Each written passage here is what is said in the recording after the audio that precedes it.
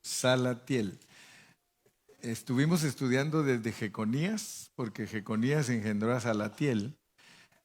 Si nos ponemos a repasar un poquito, si queremos refrescar la mente, Salatiel era el que pregunta por Dios y que habla con Dios. Ese era Salatiel. Zorobabel, que era su hijo, nacido en Babilonia, plantado en Babilonia. Después viene Abiud, que es el padre de la alabanza. Después de Abiud viene Eliakim, que es mi Dios exalta, mi Dios ensalza. Y ahí fue el último que estudiamos, ¿verdad? Eliakim. Y hoy nos toca Azor. Si lo pronunciamos bien es Azor. Azor, porque es con Z. Si ustedes notan, algunos de los nombres que estamos estudiando ahorita son bastante oscuros, porque no tienen mucha información. O sea que los personajes que Dios usó después de la deportación, porque estamos hablando ahorita después de la deportación. Hubo engendramiento en la transición de la transportación o deportación, pero también hubo engendramientos después de la deportación. Y ya entendimos que la deportación se llevó a cabo debido a que el pueblo le volvió la espalda a Dios, no se preocupó de hacer las cosas como Dios quería que se hicieran, y entonces Dios los castigó, los mandó al exilio. Pero después del exilio tenemos que estudiar todos los personajes porque todos ellos tienen que regresar o tenían que regresar para dar a luz a Cristo. Y eso es significativo para nosotros porque nosotros tenemos que tornarnos a la pureza de la palabra, haciendo real esa sombra de que nosotros somos los que vamos a dar a luz a Cristo. ¿Por qué? Porque nos tornamos a la realidad de Dios. Amén. Pero para estudiar todo eso hemos tenido que ver a cada uno de estos personajes, y el personaje que estudiamos de último fue el de Eliakim, y con él encontramos bastante información porque inclusive en el capítulo 22 de Isaías encontramos, ¿verdad?, que Dios nos muestra por medio de Eliakim un aspecto de Cristo que es, ¿verdad?, ser exaltado.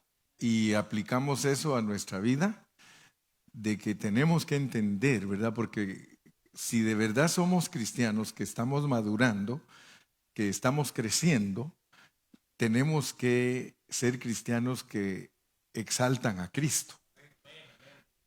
Porque el problema de muchos cristianos es de que están estancados. Están estancados a veces en pequeñeces, en dulcitos, en caramelitos.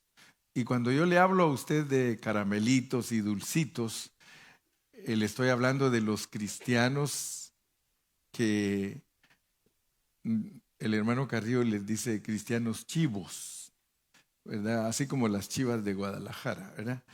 Cristianos chivos, porque los cristianos chivos son los cristianos que siempre están: Señor, ayúdame, socórreme, sáname, sálvame, rescátame.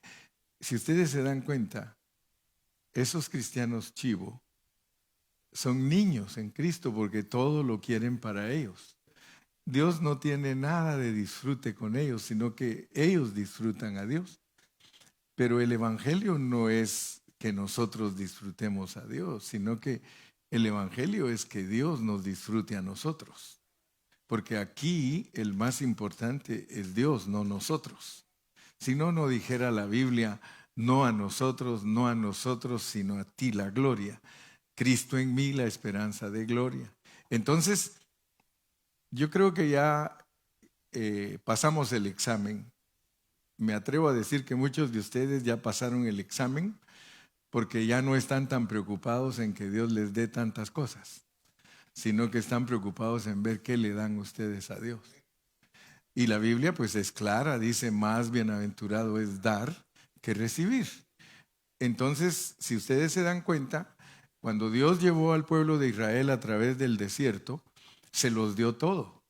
Les dio calzado, les dio ropa, les dio comida, les dio todo. Pero cuando ya ellos iban a entrar a la tierra prometida, les dijo Dios, quiero que cuando ustedes entren, ustedes me presenten ofrendas de todo lo que ustedes cosechen, de todo lo que críen.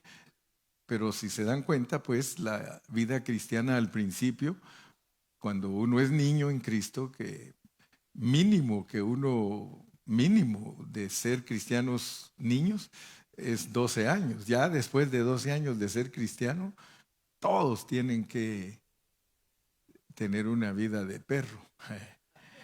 Una vida, sí, porque los perros es 6 años por año, ¿verdad? Los perritos, bueno, y es que la Biblia dice que somos perritos. Así nos describe, no se asusten, ¿verdad? Porque yo todo lo que les hablo es bíblico, ¿verdad? A nosotros los judíos nos dicen perros, ¿verdad? Pero yo siempre les digo, no nos ofendamos. Yo no me siento así perro. Yo me siento mascota. Es que eso es diferente, ¿verdad? Es diferente hacer un perro a ser una mascota, ¿verdad? Porque un perro pobrecito hasta se vuelve callejero. En nuestros países hay tantos perros callejeros que dan lástima, hermano. No los cuida nadie, están flacos, enfermos. En cambio pasa por ahí alguien que cuida a su perrito, hasta pasa con su lacito ahí, con su leash. Con su leash pasa presumiendo a su perrito, especialmente si es un perrito fino, ¿ah? Porque a algunos nos pasa aquella que le pasó a aquel cuate que le preguntaron de qué clase era su perro. Y ya vieron que, ese me lo contó Ramón, dice que dijo, mi perro es eléctrico, dice. ¿Cómo? Dice, pues es corriente, ¿verdad? Es corriente.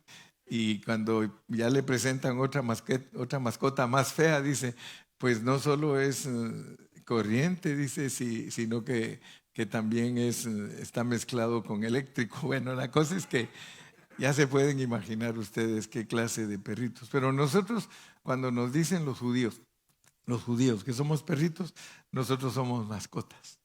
Siéntase mejor porque las mascotas están contentas, ¿verdad? Siempre están moviendo la colita. Entonces, cuando llegamos a estos personajes que están tan oscuros, uno no tiene mucha información. Imagínense ustedes Azor. Solo una vez está en la Biblia y es aquí, en Mateo 1, 13 y 14. Porque solo dice Eliaquín a Azor y Azor engendró a Sadoc. Y como yo siempre voy un poquito adelante estudiando, estaba buscando de Sadoc y Sadoc es otro que no tiene información. Hay información de Sadoc, pero de otros Sadocs, no de este Sadoc que usó Dios para que naciera Cristo. Porque hay 7 Sadocs en la Biblia. Y uno que es sumo sacerdote, pues ese es bien famoso. Pero este que pusieron aquí como un hombre de donde iba a descender Cristo, o sea, parte de la genealogía, este Azor está azorado. Está azorado porque no hay. Entonces, cuando no hay información, nos tenemos que ir solo por el nombre. Solo por el nombre. Y recuérdense que los nombres de uno significan a veces sí, algo o a veces 2 o 3 cosas. Y nos tenemos que ir por el nombre. Azor quiere decir ayuda, ¿ah? Ayuda, consolador, ¿sí? Ayudador. Entonces, solo imagínense ustedes de quién nos quiere hablar Dios por medio de Azor. Porque del Espíritu Santo. Porque el Espíritu Santo es el paracleto. Así dice la palabra griega, es el ayudador. Entonces vamos a poner mucha atención porque para analizar bien lo que es Azor, tenemos que ponernos a pensar. porque inclusive yo estaba leyendo un libro que escribió un hermano que se llama Francis Chan. Él escribió el libro sobre el Espíritu Santo y le puso que el Espíritu Santo es el Dios desconocido. Cuando se habla del Espíritu Santo, muchos hermanos no saben explicarlo, ni saben presentarlo. Y es que el asunto es serio, hermanos, porque a lo largo de toda la historia cristiana, todos los cristianos han bregado con una interrogante. O sea que todos han dicho, bueno, ¿en qué entorno gira el tipo de relación que tenemos nosotros con Dios? Porque nosotros tenemos un Salvador que no está físicamente con nosotros. Entonces tenemos que pensar cómo es que tenemos una relación con alguien que no podemos ver. Porque fíjense que todos nosotros le podemos hablar, pero no nos puede contestar con voz audible. Entonces, eso es tremendo, pues, porque ¿cómo podemos tener comunión con un amigo que no lo podemos ver? ¿Verdad? Porque cantamos, ¿verdad? Hay un canto que dice, hallé un buen amigo, mi amado Salvador, contaré lo que él ha hecho para mí. Fíjese, es un amigo porque todos los cristianos dicen que Cristo es su amigo. Es más, a los niños en la escuela dominical hasta la clase se llama Amiguitos de Jesús. Y imagínense usted los niños, ellos pues la maestra se encarga de presentarles figuritas y les dice, este es Jesús, estos son los discípulos. Y el niño pues percibe en su mente, pero ¿qué de nosotros? ¿Qué de nosotros? Que tenemos una ayuda, porque vamos a analizar hoy esas cosas, porque el Señor dijo, no os dejaré huérfanos, ¿verdad? No os dejaré huérfanos. Pero ¿cómo podemos nosotros tener comunión con un amigo que no podemos ver, que no podemos tocar? Yo no sé cómo sería su relación con su esposo si usted no lo tuviera en la casa y no lo viera. Pero nosotros tenemos relación familiar porque nosotros nos podemos ver, ¿verdad? Nos vemos, nos tocamos, nos abrazamos, nos consolamos, nos ayudamos, aleluya. Nos fortalecemos el uno al otro. Pero, ¿qué de nuestra relación con Cristo que no lo podemos ver? Imagínese usted a los discípulos. Vamos a ir a la Biblia. Vamos a Juan capítulo 13. Juan 13 y vamos a comenzar leyendo ahí por el versículo 33. Juan 13, 33.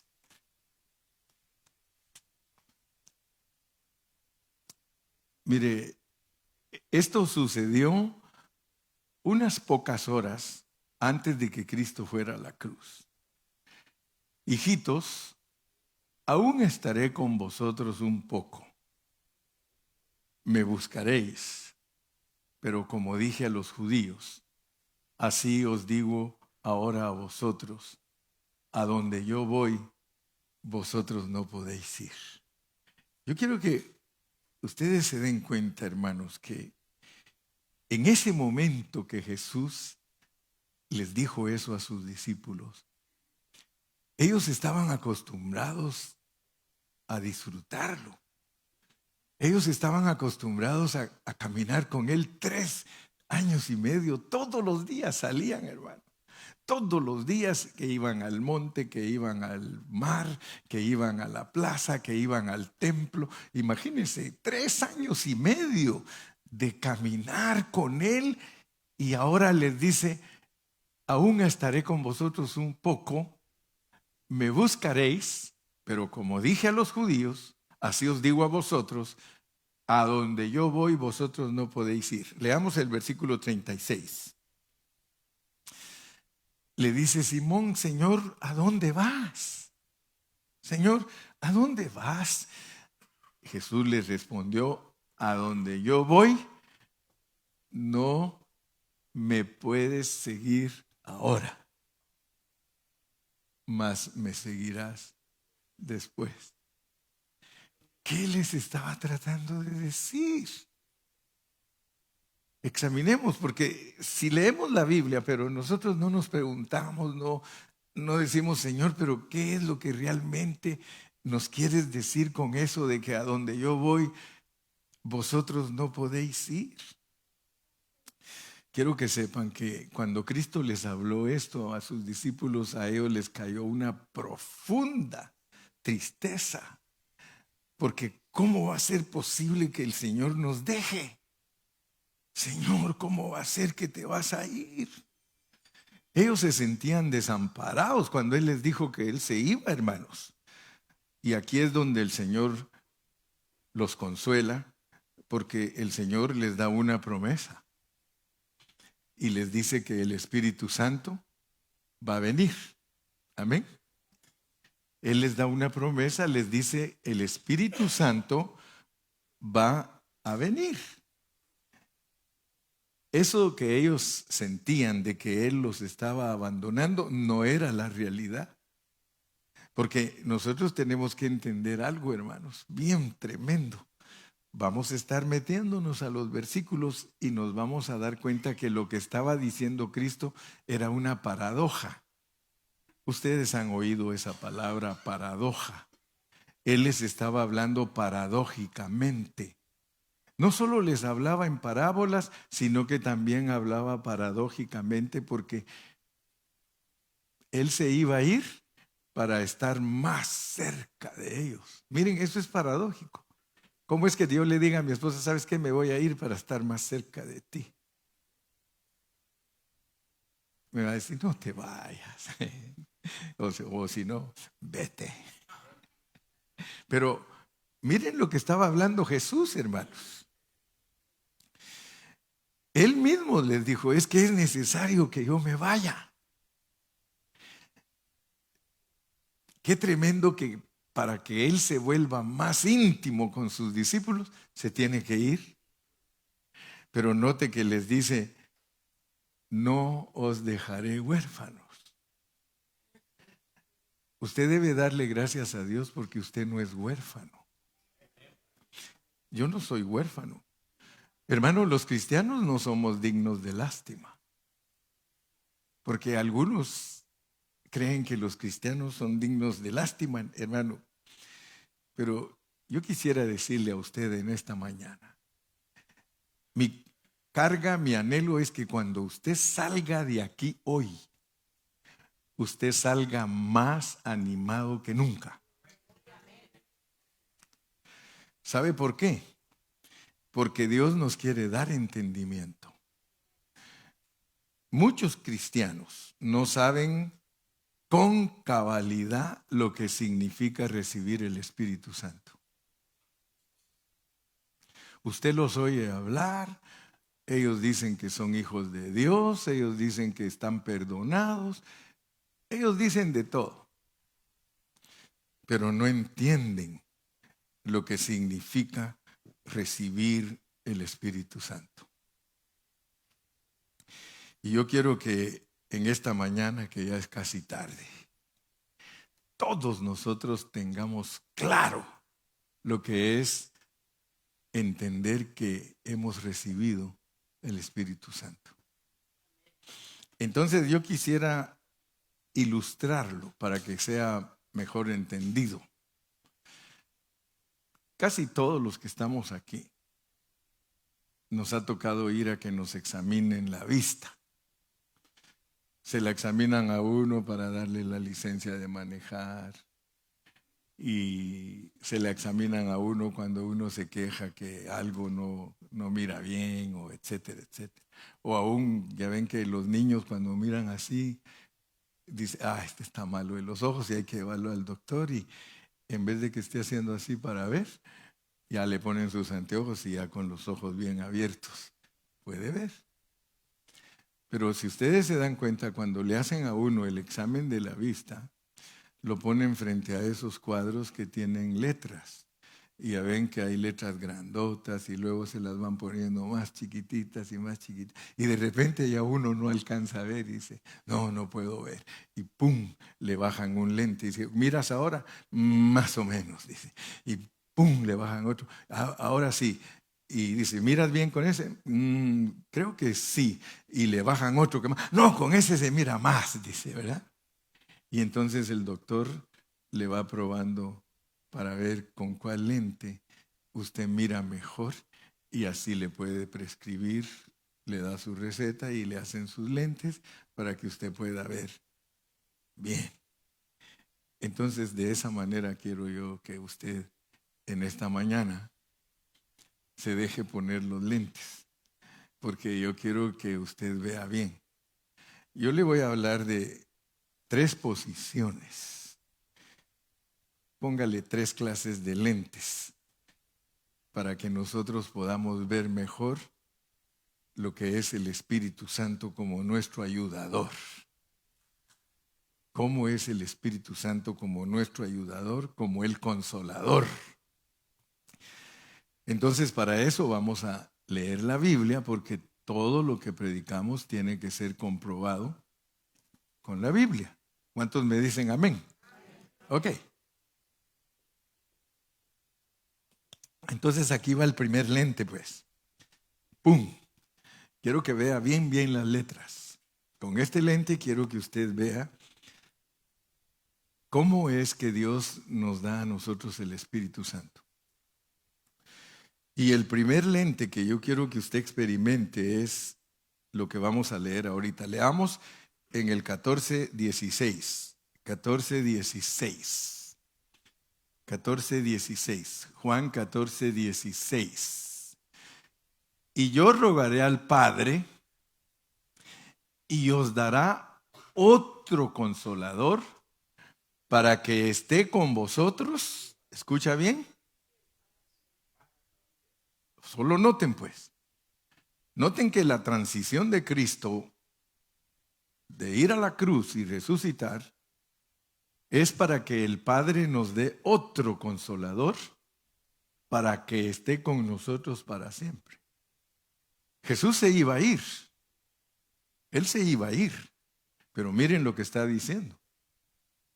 Miren, yo le voy a rogar al Padre y Él les va a dar otro consolador para que esté con vosotros para siempre. Yo no sé si los discípulos entendían, hermano, pero Él les está diciendo que Él se va a ir, pero que no los va a dejar huérfanos. Yo me voy a ir, les dice. Y ellos tristes, no te vayas, Señor, no te vayas, es que estamos acostumbrados a estar contigo. Juan hasta se recostaba en el pecho del Señor. Y ahora le dice el Señor, me voy, pero él, miren tan lindo como habla. Vamos a ver este lente que es el número 1, versículo 17. El Espíritu.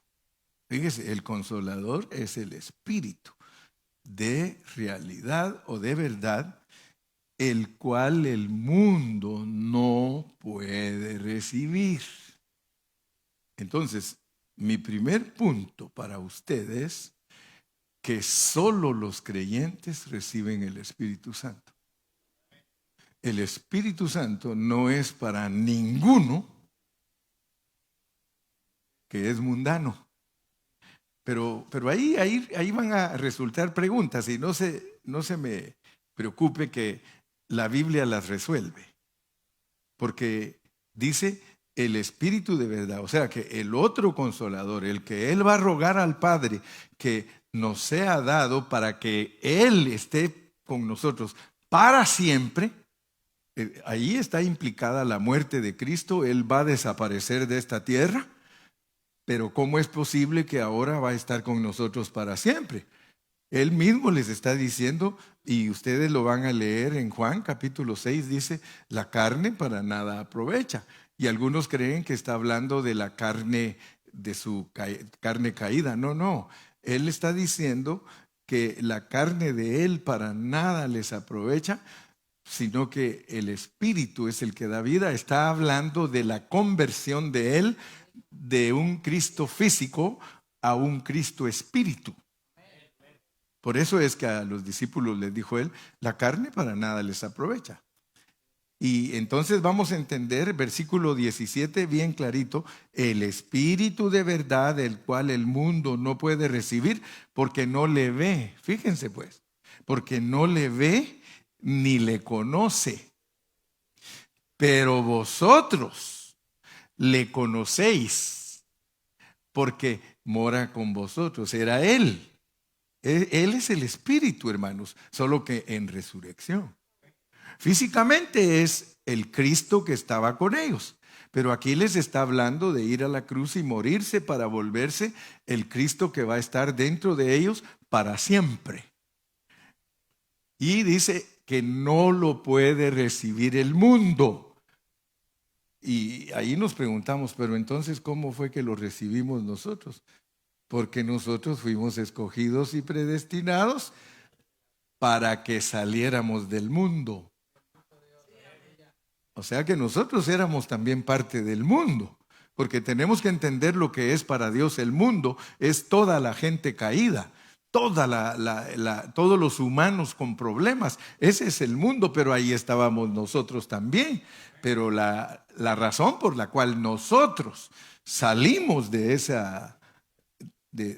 ese grupo, de esa perversión, de esa caída, es porque nos escogió y nos predestinó y sus ovejas oyen su voz y nos arrepentimos y entonces Él nos da el consolador. El propósito de la Biblia, hermano, es lo mismo, porque hemos venido hablando que a Cristo es el que se le tiene que dar la gloria, a Cristo es el que se le tiene que dar la honra. Entonces ahora nos va a explicar cómo es que Él entra en nosotros para ser nuestro ayudador para siempre, para que nosotros captemos algo que no es por nuestra fuerza, que no es por nuestra cuenta que nosotros agradamos a Dios, sino que Él dice, mora con vosotros y estará en vosotros.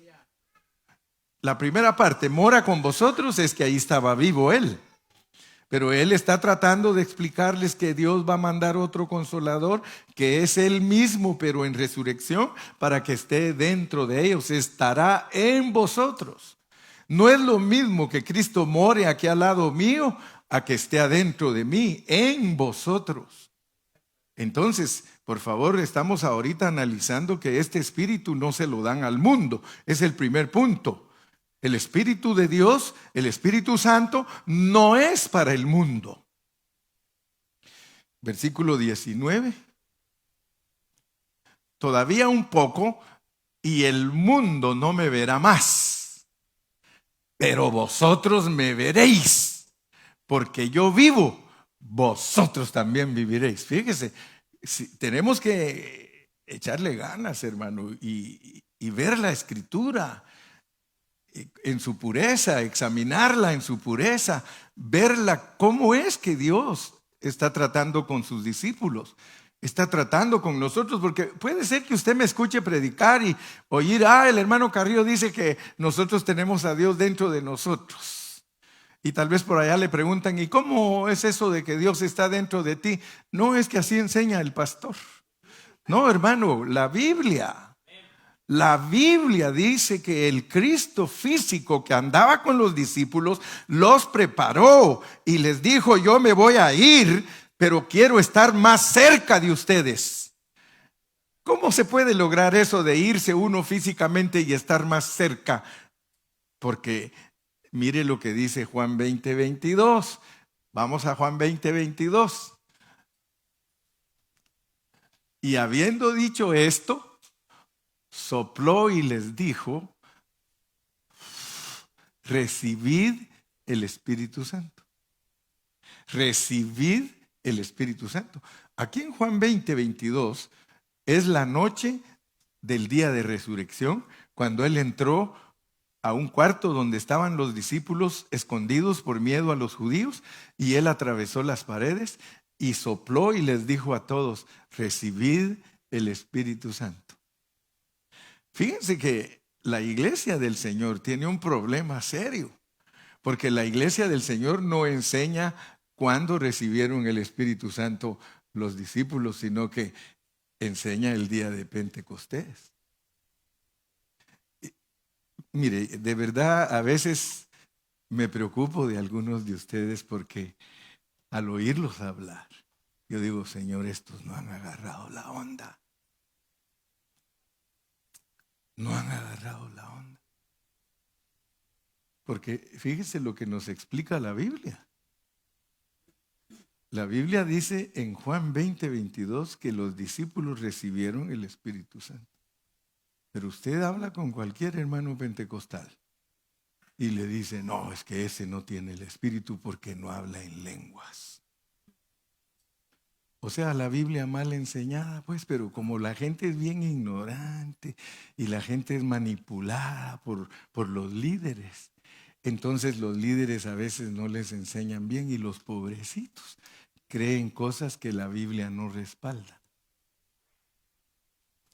Y habiendo dicho esto, sopló y los dijo, recibid el Espíritu Santo. Los discípulos recibieron el Espíritu Santo la noche del día de resurrección, porque Cristo les había dicho antes de morirse que Él se iba a ir a un lugar donde ellos en ese momento no podían ir, era la cruz. Ninguno de ellos tenía que morir crucificado allí junto con Cristo. Murieron los dos ladrones. Ellos tenían que esperar que Cristo resucitara para que entrara en ellos.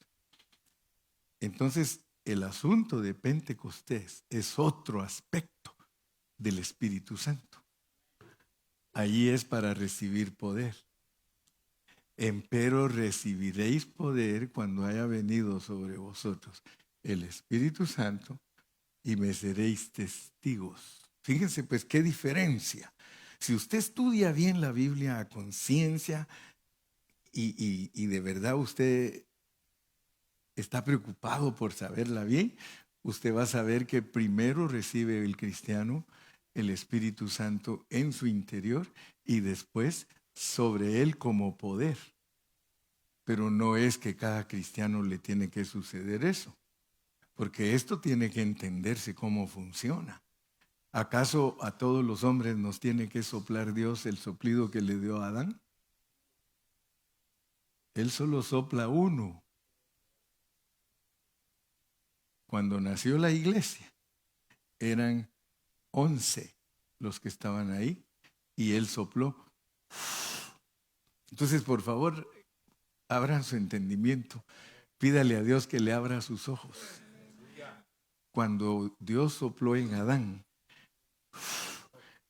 le dio vida a todos los hombres que iban a nacer.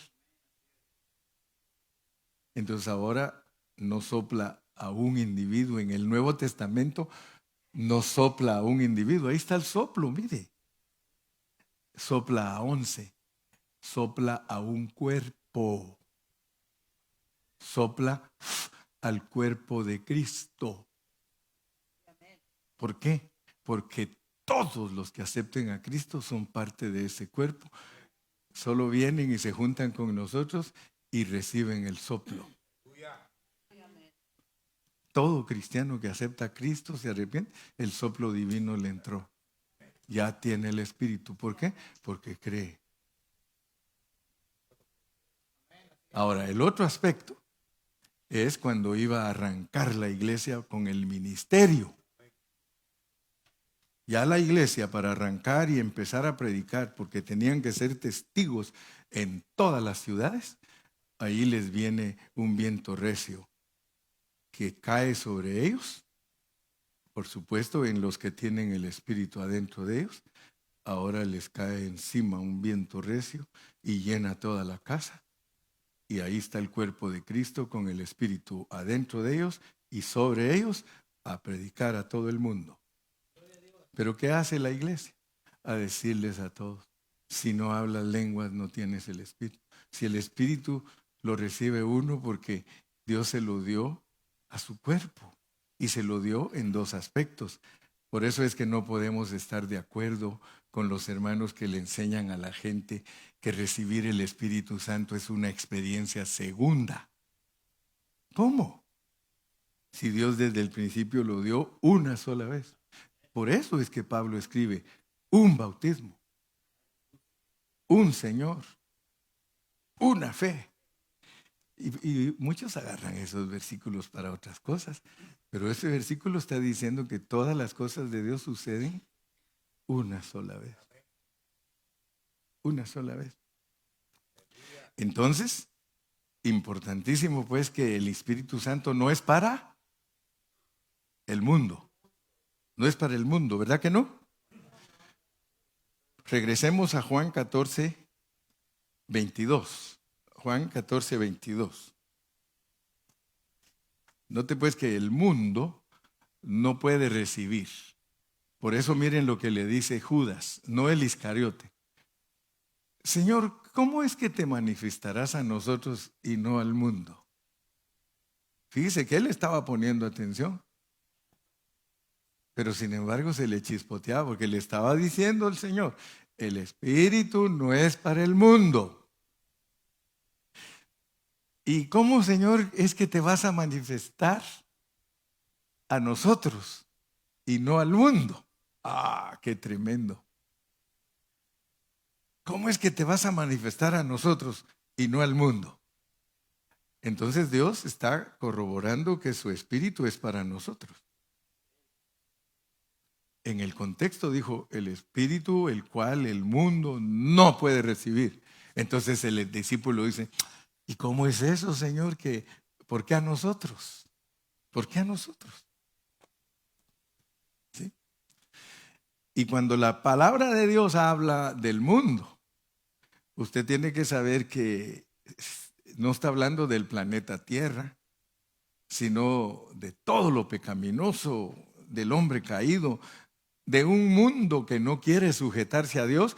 Ellos no pueden recibir el Espíritu Santo, porque no le ven ni lo conocen. Entonces, vamos a ir a leer un poquito más, porque el problema era que los judíos estaban contra Dios. Era el pueblo de Dios que estaba contra Dios. ¿Cómo podemos ser el pueblo de Dios que está contra Dios, hermano? Entonces vamos a leer un poquito más. Vamos a Juan 8, Juan 8, 42. Estamos en el punto que el Espíritu Santo es exclusivo para los cristianos. ¿Cuántos dicen amén? Amén. Jesús entonces le dijo, si vuestro Padre fuese Dios, ciertamente me amaríais, porque yo de Dios he salido y he venido, pues no he venido de mí mismo, sino que Él me envió. Fíjense pues, vamos a ponerle atención a esto. Versículo 43. ¿Por qué no entendéis mi lenguaje? ¿Por qué no podéis escuchar mi palabra? 44. Vosotros sois de vuestro padre el diablo. Eso es duro, hermanos. Eso es duro, ser uno un predicador autorizado, porque ellos eran predicadores autorizados. Ellos eran los príncipes, eran los profesores, los maestros de Israel, los fariseos. Y ahora viene Jesús y les dice, ustedes son hijos del diablo y los deseos de su padre queréis hacer.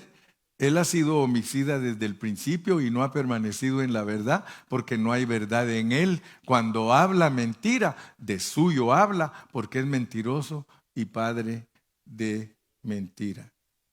¿Te das cuenta?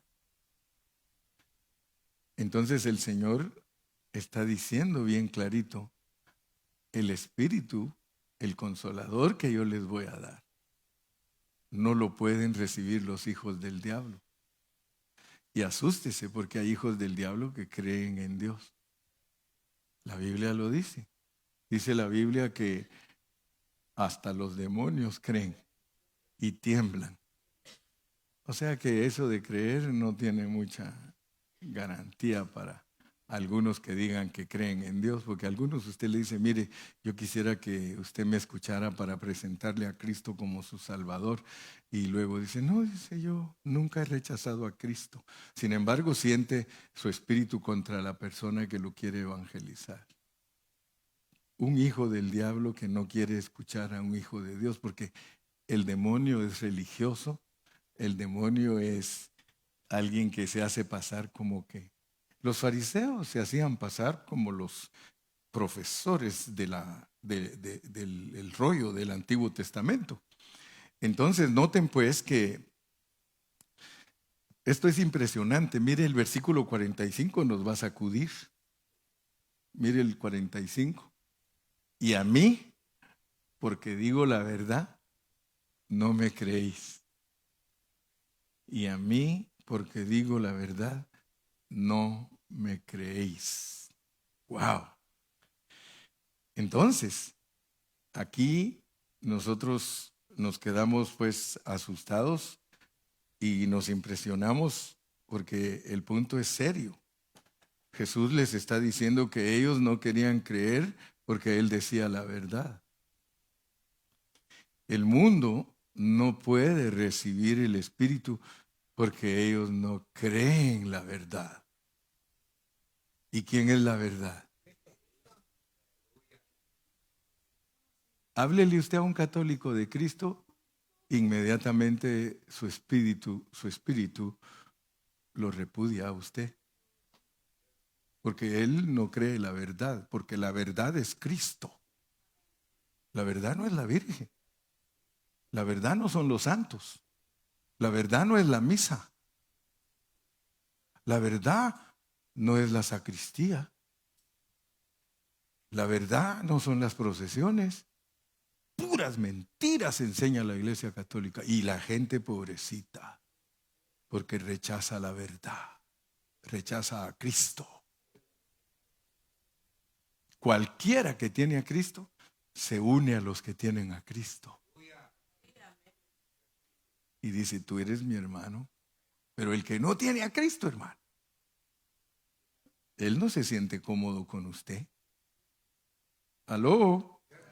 Mire, hablando la mera neta, si no se siente bien un pentecostal con un bautista, ¿qué se va a sentir bien un mundano con un cristiano? Si entre los que son cristianos, que son ignorantes, no se quieren. Ya no digamos los que son del otro equipo.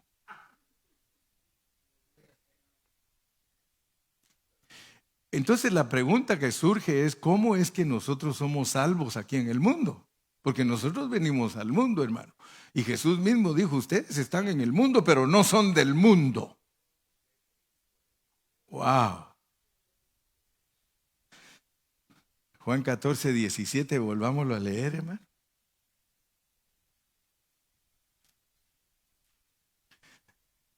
Y yo rogaré al Padre, perdón, y el Espíritu de verdad, el cual el mundo no puede recibir. Ahora la pregunta es esta. Entonces, ¿cómo puede ser salvo el mundo de sus pecados? ¿Cómo? Si el mundo no puede recibir el Espíritu Santo y el Espíritu Santo es el que convence a la gente de pecado. ¿Sí o no? Así dice la Biblia. ¿Quiere leerlo conmigo? Vamos a Juan 16, 8. La pregunta es, ¿cómo puede el mundo ser liberado de la esclavitud del pecado si ellos no pueden recibir el Espíritu Santo? Y cuando Él venga, el Espíritu Santo, convencerá al mundo de pecado, de justicia y de juicio. Fíjense pues, oigan bien eso. Una persona que no es cristiana no puede, si está programada por Dios, va a oír el Evangelio y se va a salvar, porque el Espíritu lo va a convencer de sus pecados, de su injusticia y del juicio. Pero si una persona del mundo no está programada por Dios para venir al Evangelio, Jamás recibe. ¿Por qué? Porque el Espíritu no está con él. Usted tiene familiares que usted se ha dado cuenta que les habla y les habla y les habla de Cristo y no han querido. Ellos están ahí por el momento. Yo no sé si están en stand-by, porque si fueron escogidos y predestinados por Dios, van a venir aunque sea el último día de su vida. Y les va a pasar la del ladrón. El ladrón en la cruz del Calvario, el último día de su vida, aceptó a Cristo, le dijo: acuérdate de mí cuando vengas en tu reino. Sin embargo, el otro dijo: si eres hijo de Dios, sálvate tú y sálvanos a nosotros. El otro estaba escogido y predestinado, hermano, porque dice: acuérdate de mí cuando vengas en tu reino. Hasta sabía que tenía reino. No solo dijo sálvame, sino acuérdate cuando vengas en tu reino. Entonces, amados hermanos, tenemos que estar bien claros del primer lente para que veamos bien, pues esa es mi carga. Yo quiero que usted aproveche este lente que le estoy poniendo ahí, no se lo quite, por favor. Que la salvación, perdón, el Espíritu Santo es para los cristianos. El mundo no lo puede recibir, hermano. Que nos quede claro cómo puede el mundo pertenecer a Jesús.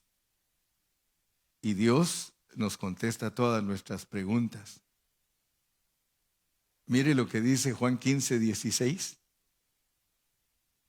Por si en caso alguien cree,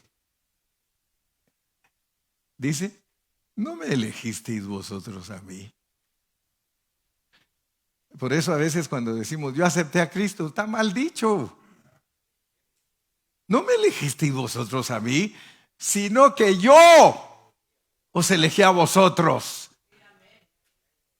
¿Y para qué? Para que llevéis fruto y vuestro fruto permanezca, para que todo lo que pidiereis en mi nombre, o sea, si vives a Jesús, se os sea dado. El Espíritu Santo para eso sirve, para que usted se dé cuenta que no está solo. El Espíritu Santo es para que usted se dé cuenta que Jesús le prometió que usted no iba a estar solo. Le dijo que Él iba a estar con usted para siempre. ¿En dónde está? Por eso me inicié diciéndole: ¿cómo es esta relación, hermano, con un Dios que no podemos ver ni tocar? Es que la palabra nos dice dónde está.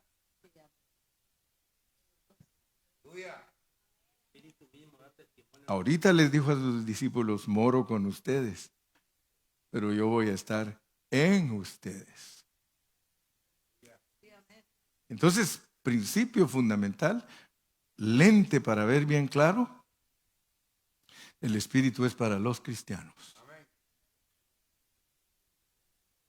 Porque Él fue el que nos convenció de nuestro pecado.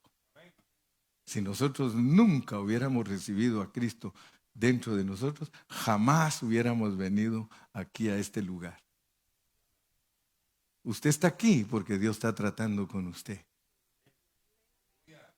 Aunque a veces se me hace el duro porque algunos parecen anguilas. Ya cuando casi los tiene el Señor, ¡chuc!, se le escapan. Sí, las anguilas, ¿ha visto usted? Las anguilas las pueden agarrar, pero como son tan ligosas, ya el que las tiene agarradas dice: la agarré, y ¡chuc!, se les zafa. Y así hay muchos aquí que son anguilas. El Señor ya los tiene y se le escapan. Pero como dicen por ahí, a todo turqui le llega su Thanksgiving Day.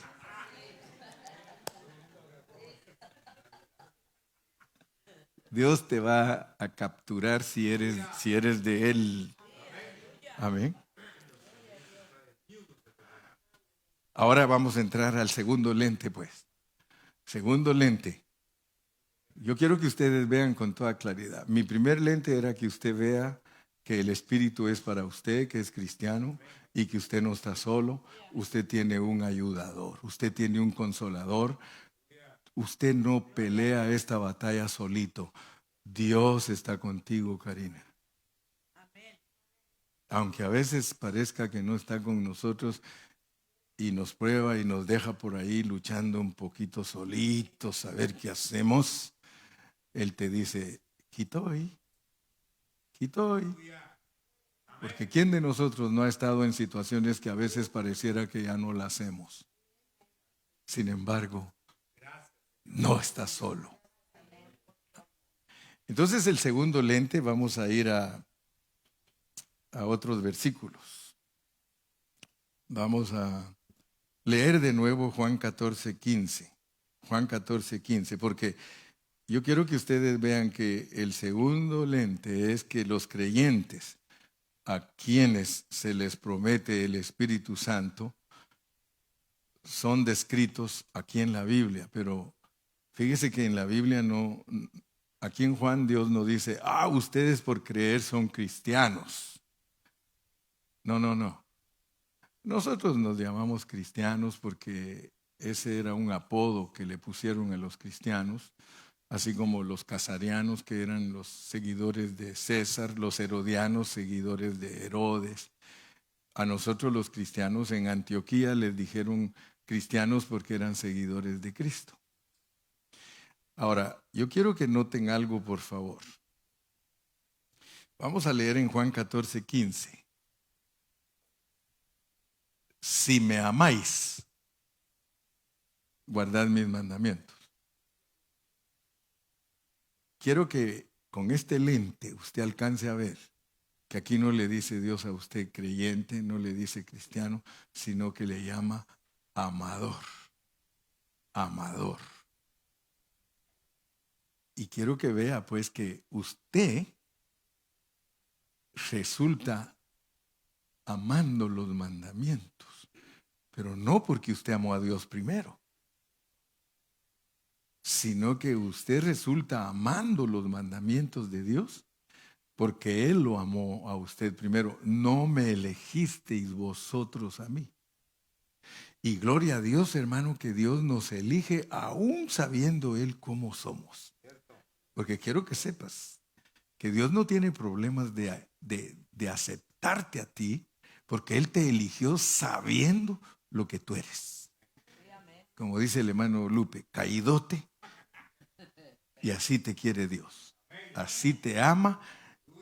Entonces notemos pues que los creyentes se distinguen por algo. No se distinguen porque dicen que son cristianos, no se distinguen porque dicen, sino porque aman la palabra. Si nosotros nos ponemos a leer, hermano, aquí vamos a encontrar cosas maravillosas. Mire lo que dice el versículo 21. Ahí mismo. Estamos en el 14:21. ¿eh? El que tiene mis mandamientos y los guarda es el que me ama. ¿Qué prefieres tú? ¿Que te digan cristiano o amador de Jesús? Entonces ahora ya tienes otro concepto un poquito más claro. El ente ahora te dice, si tú amas a Cristo, guardas los mandamientos. Los mandamientos no se pueden guardar si uno no ama a Cristo. Tienes que amar a Cristo.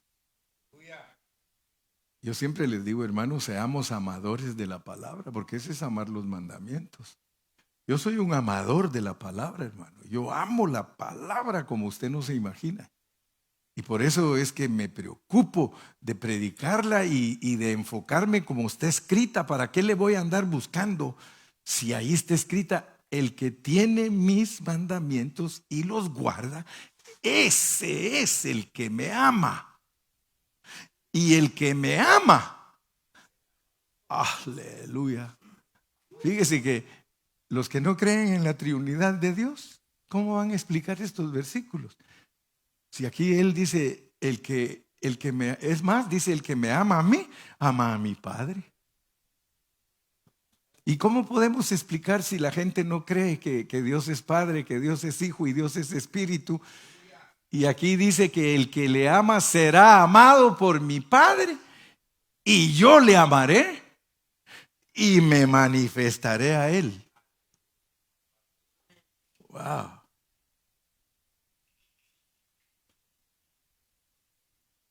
versículo 23. Respondió Jesús y le dijo: el que me ama, mi palabra guardará, y mi Padre le amará.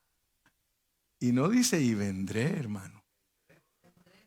Mire la enseñanza que Dios le está dando a los cristianos. Les está diciendo que la triunidad de Dios vive en ellos.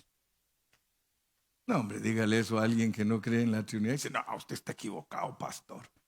Aquí dice vendremos, discúlpeme. Vendremos es plural. Vendremos a Él y haremos.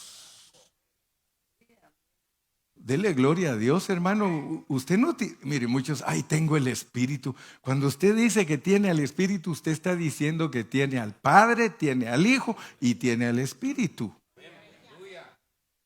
Ahí sí le creo.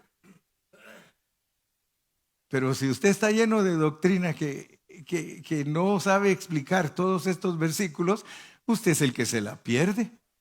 Porque aquí claramente dice haremos morada. Y Él es el que toma la iniciativa, hermanos. Es Dios el que toma la iniciativa. ¿Sí? O sea que el amor de Dios no depende de nuestro amor, sino que Él nos amó primero.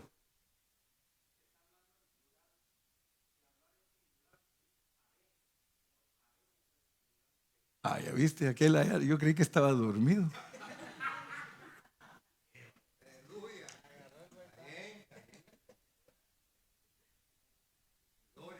Ahora, asústense pues, porque el propósito de Dios es profundo. Porque el amor de Dios nos salva de nuestro espíritu. Pero el amor de nosotros para Dios nos salva de nuestra alma. ¿Sí? De acuerdo a la pureza de la palabra, son los que aman a Dios los que obran sus mandamientos.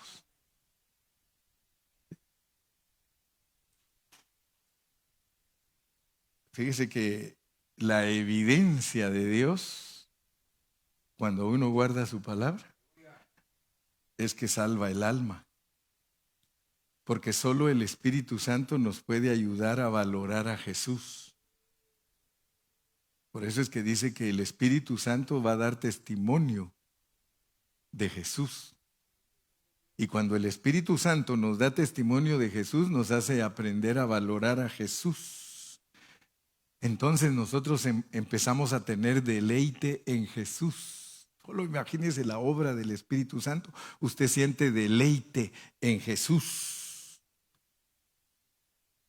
Y es que la palabra, hermano, hay que amarla, porque si la palabra no la amamos, no podemos salvar nuestras almas. Mire lo que dice Santiago 1:21.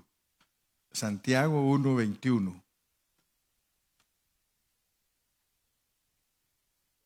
¿Sí? ¿Ya lo tiene? Por lo cual, desechando toda inmundicia y abundancia de malicia, recibid con mansedumbre la palabra implantada, la cual ¿qué? ¿Se da cuenta entonces por qué es importante amar la palabra? Porque la palabra salva nuestras almas.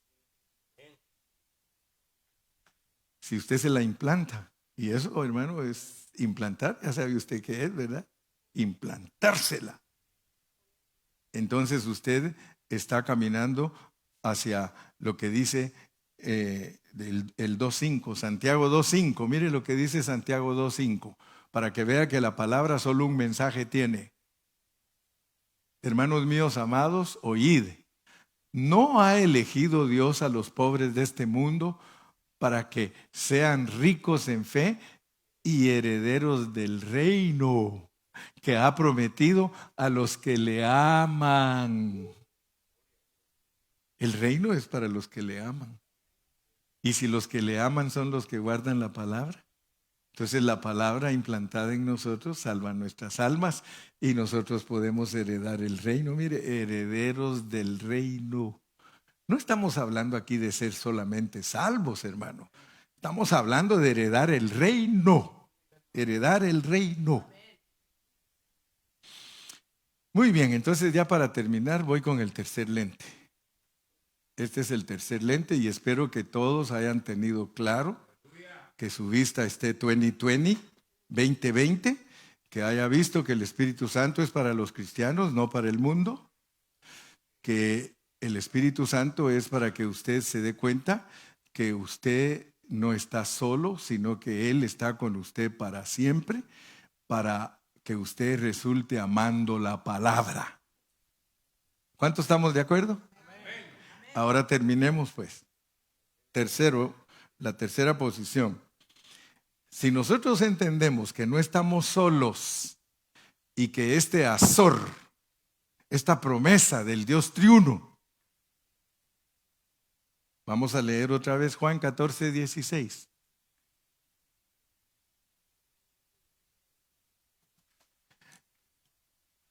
Y yo rogaré al Padre y os dará otro consolador para que esté con vosotros para siempre. Esa palabra otro consolador, en griego esa palabra es heteros, otro, que dice la definición de heteros, dice otro de una clase diferente, otro de una clase diferente.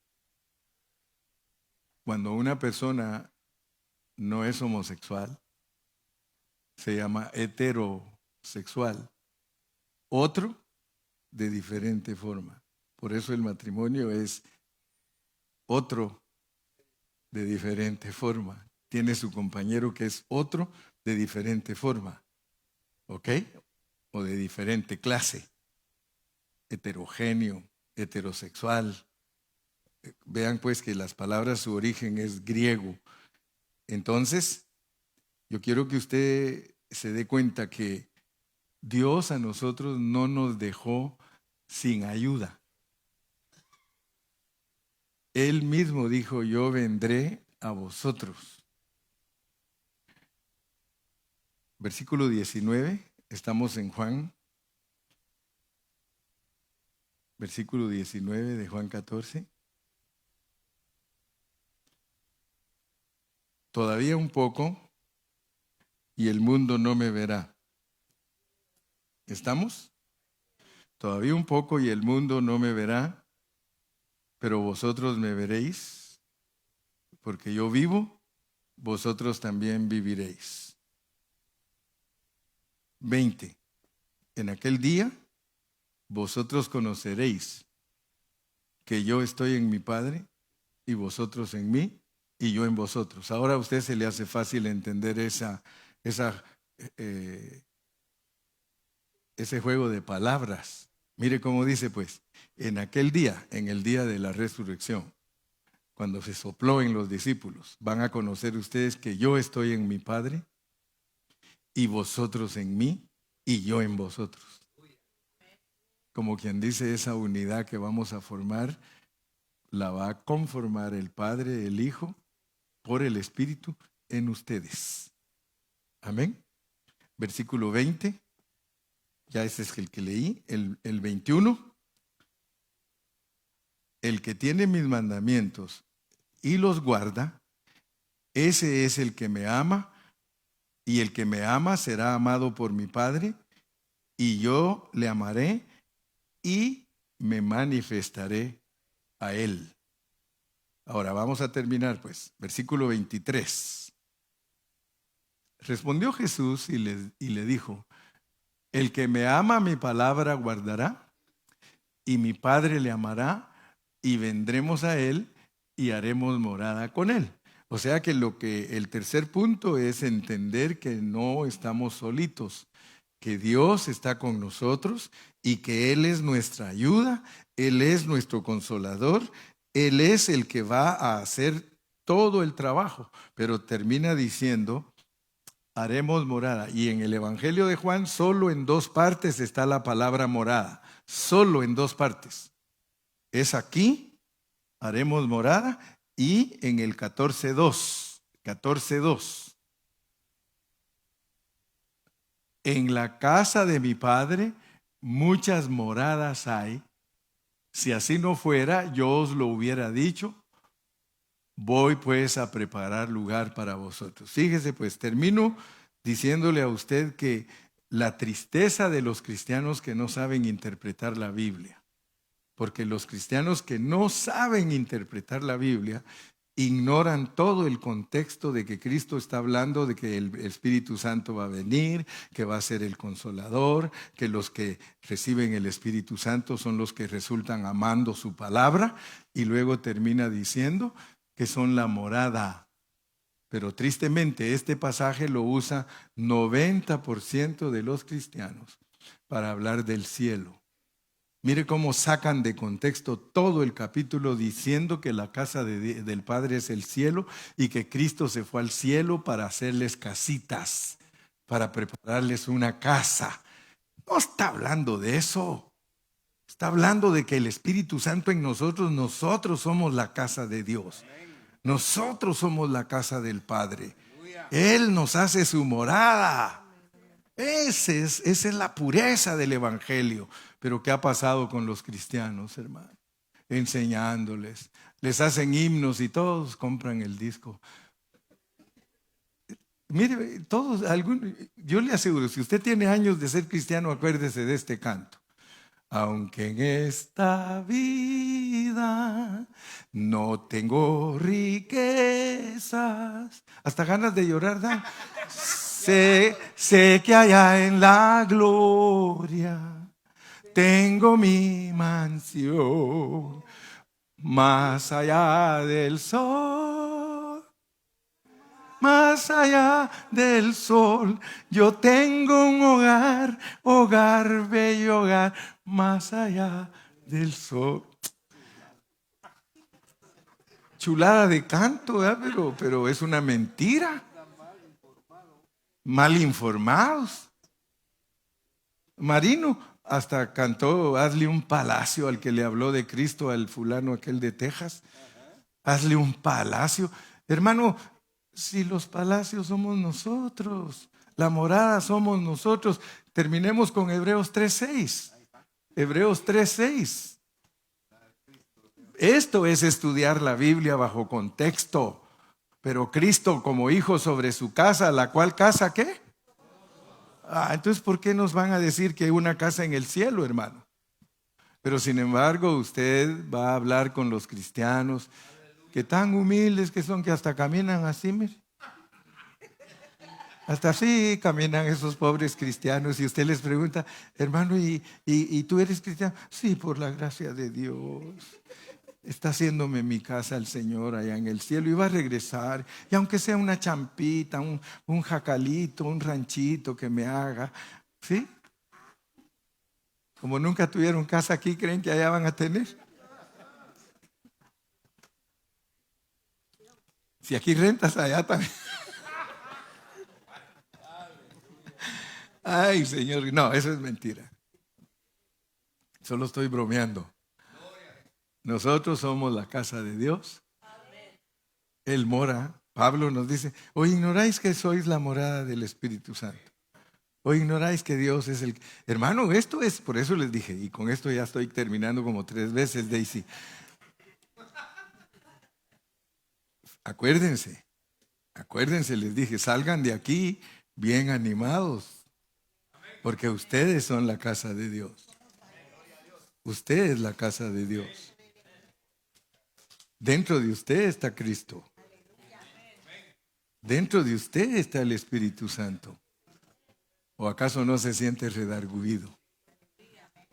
¿Acaso no hay una vocecita que cuando hace las cosas mal le dice: lo hiciste mal? Esa es la vocecita linda de Dios.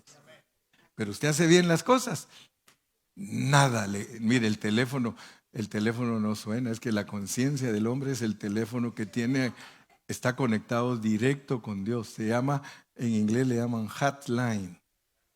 Hotline es que usted levanta y ya le contestan del otro lado. No tiene que marcar ni un número. Dios no marca ni un número a tu conciencia.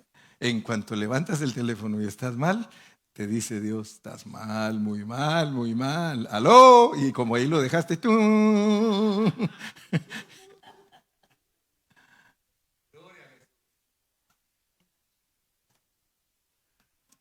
Bendito sea Dios.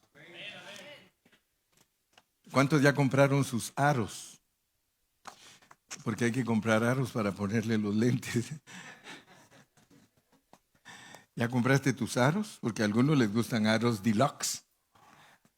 Andan con sus anteojotes bien caros, ¿verdad? Porque aros deluxe y espejos como las botellas.